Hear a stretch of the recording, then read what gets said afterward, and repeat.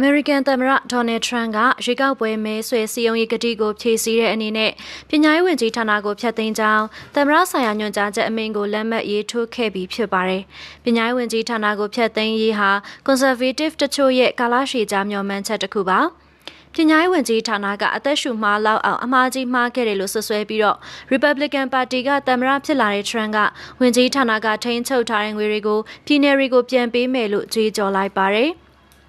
ပညာရေးဝန်ကြီးဌာနကိုဖျက်သိမ်းရေးကကွန်ဂရက်ရဲ့အတည်ပြုချက်လိုအပ်နေသေးတယ်လို့အိမ်ဖြူတော်ကထုတ်ပြန်ထားပါတယ်။ဝန်ကြီးဌာနကဝန်ထမ်းတွေရှော့ချတာထောက်ပံ့ငွေရှော့ချဖြတ်တောက်တာတွေဝန်ကြီးဌာနကိုဖျက်သိမ်းမှာတွေနဲ့ပတ်သက်လို့တားဆီးလိုသူတွေကဥပဒေကြောင်းအရလှုံ့ဆော်နေကြပါပြီ။အမေရိကန်ပြည်ထောင်စုကပညာရေးနဲ့ပတ်သက်ရင်တခြားပင်နိုင်ငံထက်မဆိုငွေပိုသုံးပေမဲ့ကျောင်းသားတွေရဲ့ထူးချွန်တက်မြောက်မှုကအောက်ဆုံးမှာရှိနေတယ်လို့ Trump ကအိမ်ဖြူတော်မှာမတ်လ20ရက်နေ့ကကျောင်းသားတွေဝန်းရံပြီးပြောခဲ့ပါတယ်။ပညာရေးဝန်ကြီးဌာနရဲ့ဥပဒေကြောင်းအရအကျုံးဝင်နေသေးတဲ့အပိုင်းတွေကိုဖျက်တောက်လျှော့ချပစ်မယ်လို့အိမ်ဖြူတော်ကထုတ်ပြန်ထားပါတယ်။ Trump ဆိုရကပြည်ထောင်စုအစိုးရရဲ့အရွယ်အစားကိုရှော့ချရေးလှုံ့ဆော်မှုတွေလိုပဲသမ္မတဆိုင်ရာညွှန်ကြားချက်အမိန့်ဟာဥပဒေကြောင်းအရတားဆီးရာတွေခံရအောင်မှာဖြစ်ပါတယ်။လက်မှတ်ရေးထိုးတဲ့အခမ်းအနားမှာ Trump ကဝန်ကြီးဌာနကိုဦးဆောင်ဖို့သူခန့်အပ်ထားတဲ့ Linda McMahon ကိုချီကျူးစကားပြောကြားပြီးသူမက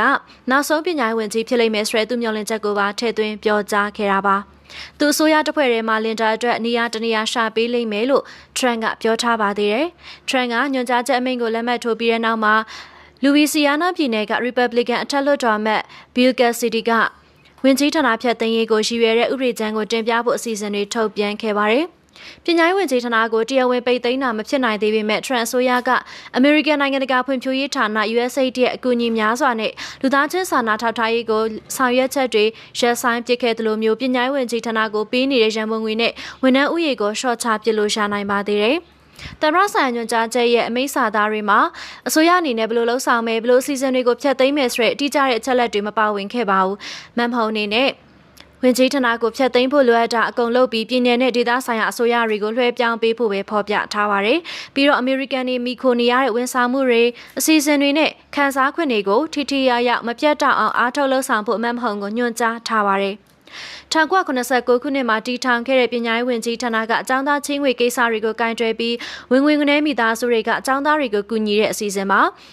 ဝန်ကြီးဌာနကလူငယ်တွေကိုလူမျိုးရေးလိမ်ပိုင်းပညာရေးနဲ့ပတ်သက်လို့ယူဆမှားတွေရှိုင်းသွင်းနေတယ်လို့ Trump ကဆွဆွဲထားပါတယ်။မူလာရဲနဲ့အလဲတန်းစစ်စာတင်ကျောင်းတွေအတွက်ရန်ပုံငွေရဲ့73%ကသာပြည်အောင်စုအစိုးရစီကရတာဖြစ်ပြီးအများစုကိုပြည်내နဲ့ဒေသဆိုင်ရာအစိုးရတွေကအခွန်ကောက်ခံပြီးထောက်ပံ့နေရတာပါ။